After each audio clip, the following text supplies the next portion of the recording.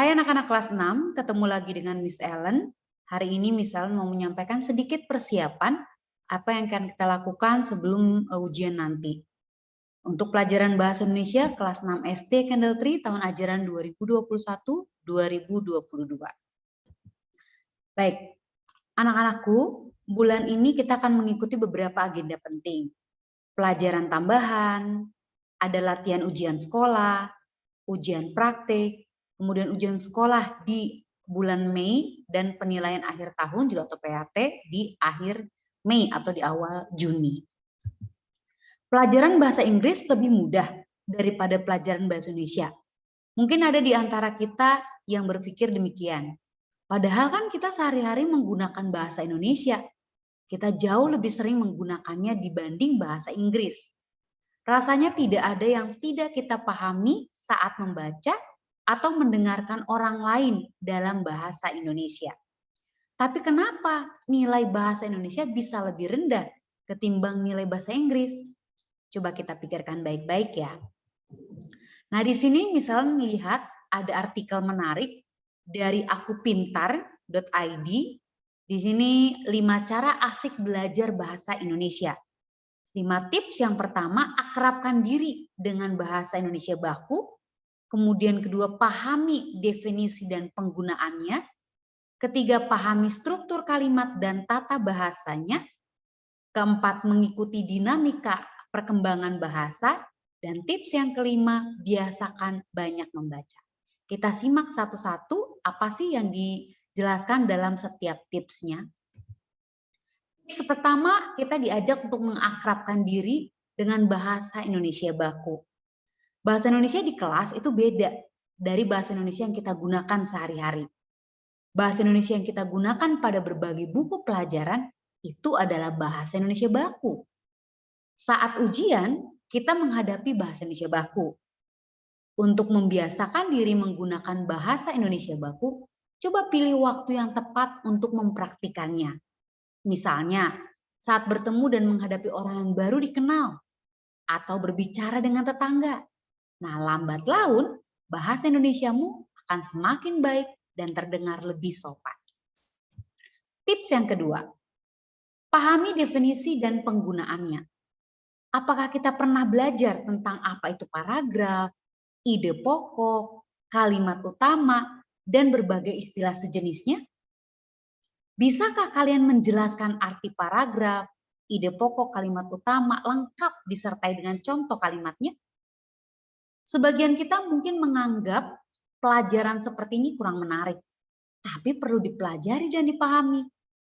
Ada pepatah yang mengatakan tak kenal maka tak sayang.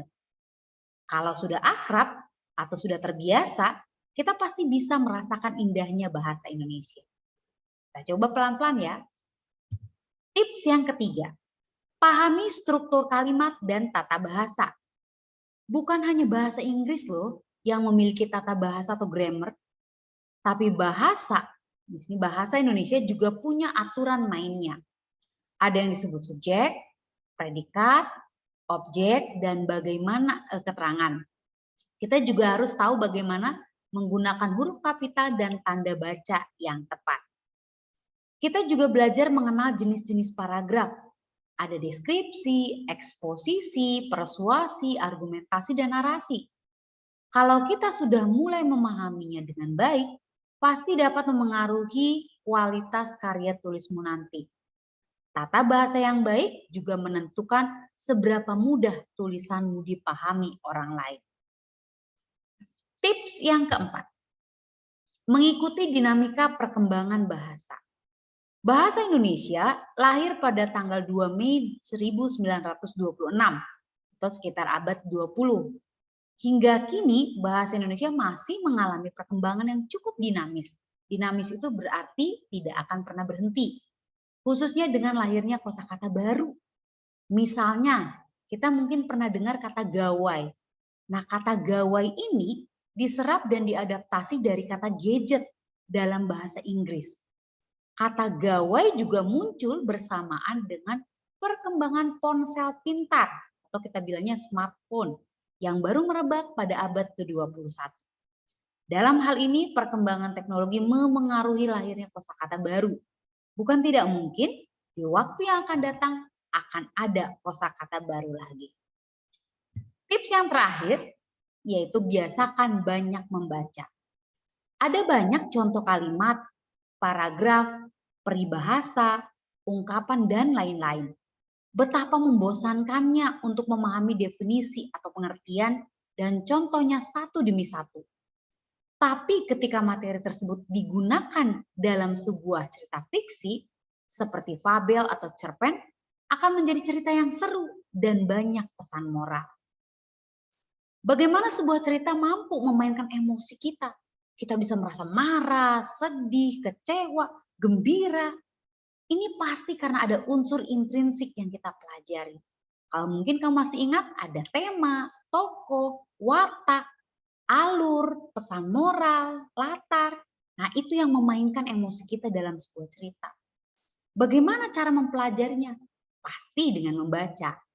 Bacalah topik yang kalian suka, seperti hobi, dunia hewan, ensiklopedia tokoh dunia, dan lain-lain.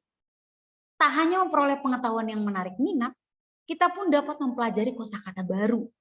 Bagaimanapun juga, belajar bahasa tidak dapat dilakukan secara eksklusif. Misalnya dengan menghafal, nggak perlu. Kita harus menggunakannya secara aktif. Berarti kita pakai setiap hari dalam kehidupan sehari-hari.